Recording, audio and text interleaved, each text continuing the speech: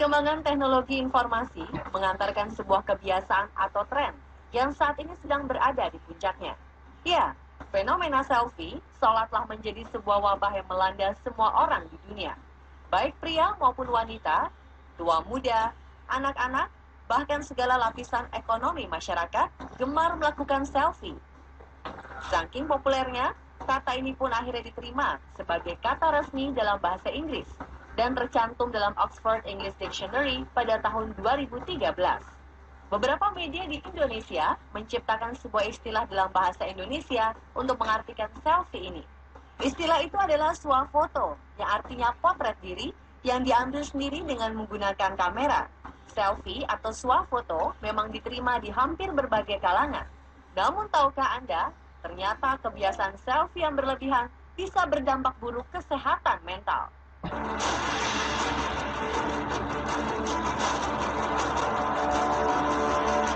Bagaimana fenomena selfie ini bisa menjadi populer 2-3 tahun belakangan ini?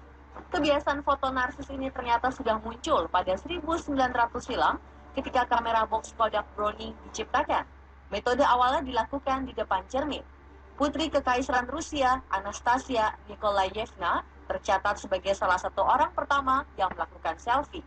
Remaja ini mengirim hasil foto narsisnya ke teman-temannya pada 1914 bersama surat yang bertuliskan, "Saya mengambil foto ini menggunakan cermin.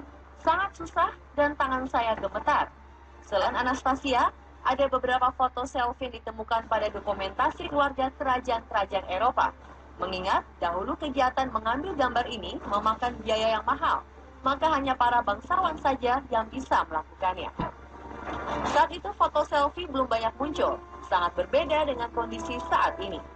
Berkembangnya teknologi kamera membuat pengambilan gambar atau momen menjadi semakin mudah. Foto selfie pun mulai bermunculan di beberapa tempat di dunia.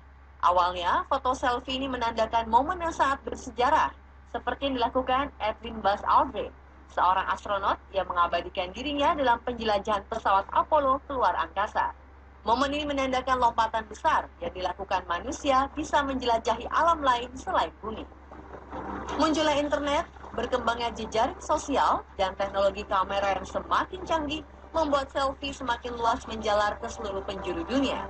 Tidak hanya para remaja atau selebriti yang gemar melakukan foto selfie, para pejabat penting pun tidak canggung melakukannya. Mereka juga tidak malu-malu mengunggahnya ke akun sosial mereka, walaupun nantinya ada pendapat miring yang muncul sebagai penilaian terhadap foto tersebut.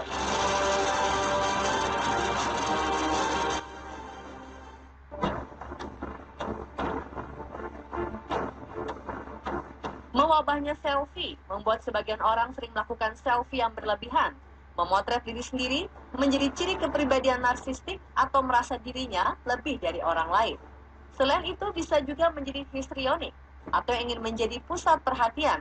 Pada saat itu, selfie dilakukan di luar kendali dan menjadi suatu keharusan untuk dilakukan dan tidak bisa dihentikan. Hal ini membuat fungsi sosial orang tersebut menjadi terganggu. Misalnya, ketika seseorang kerajingan berselfie, ia mulai tidak mau lagi bersosialisasi atau cenderung cuek dengan keberadaan orang lain. Selfie dilakukan tanpa memperhitungkan waktu, tempat, dan situasi, sehingga mengganggu orang-orang di sekitarnya. Selain perilaku selfie yang mulai tidak terkendali, orang yang memiliki gangguan jiwa karena selfie akan menilai dirinya lebih baik dari orang lain. Ia juga menganggap dirinya penting dan harus dinomorsatukan. Notifikasi like atau menyukai pada media sosial menjadi fokus orang tersebut dalam berselfie. Jika jumlah like atau yang menyukai gambarnya sedikit, ia mulai mengalami stres dan berpengaruh pada suasana hatinya sepanjang hari.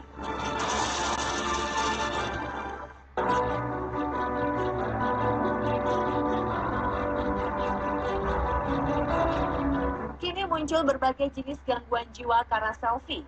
Para ahli psikiater menemukan sedikitnya ada 4 gangguan jiwa, yaitu narsis, adiksi atau kecanduan, body dysmorphic disorder atau tidak nyaman dengan bentuk tubuh sendiri, dan eksibisionis.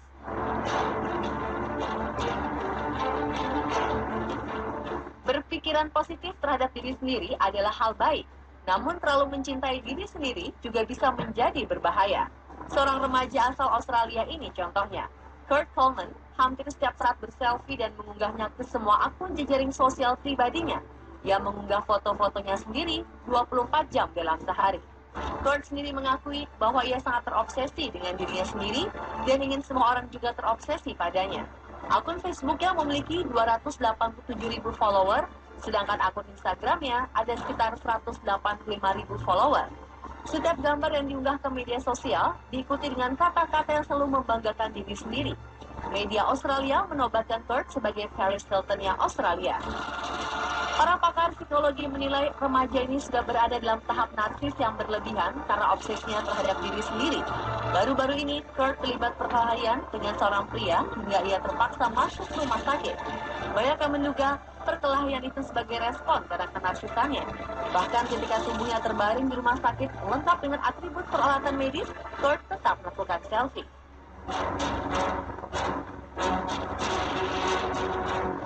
Secara psikologis, kecanduan berarti kondisi di mana tubuh atau pikiran kita dengan parahnya menginginkan atau memerlukan sesuatu agar bisa tenang. Kebanyakan orang menderita kecanduan pada rokok atau narkoba, tetapi ternyata selfie orang menjadi kecehut.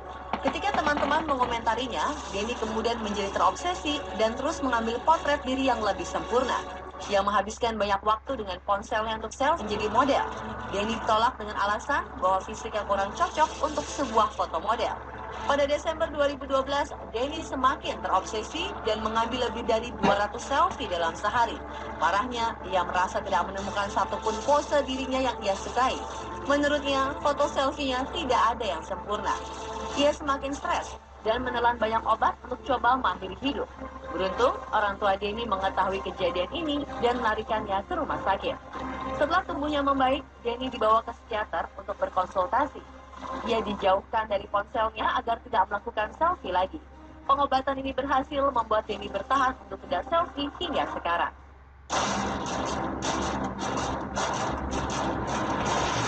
Gangguan jiwa lain yang disebabkan oleh selfie berlebihan adalah body dysmorphic disorder. Pada gangguan jiwa ini, penderita merasa tidak puas dengan citra tubuhnya sendiri. Adanya aplikasi edit gambar membuat para penderita semakin terobsesi agar tubuhnya terlihat sempurna di dalam gambar. Rihanna Levy adalah salah satu penderita body dysmorphic disorder. Wanita asal Los Angeles, Amerika Serikat ini selalu tidak puas dengan hasil potret diri atau selfie yang diambilnya. Ia menilai bagian dagunya sangat aneh dan tidak proporsional. Rihanna langsung menjalankan operasi yang menghabiskan biaya $15.000 atau sekitar 200 juta rupiah. Ia mengoperasi bagian bawah mulutnya dan memoles pipinya agar tidak terlalu berisi. Untuk mendapatkan wajah yang sempurna, selama 2 tahun Rihanna harus keluar masuk rumah sakit untuk operasi.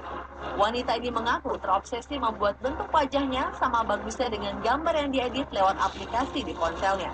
Setelah melakukan beberapa kali operasi, barulah Rihanna merasa puas dengan hasil potret dirinya dan mengunggahnya ke media sosial.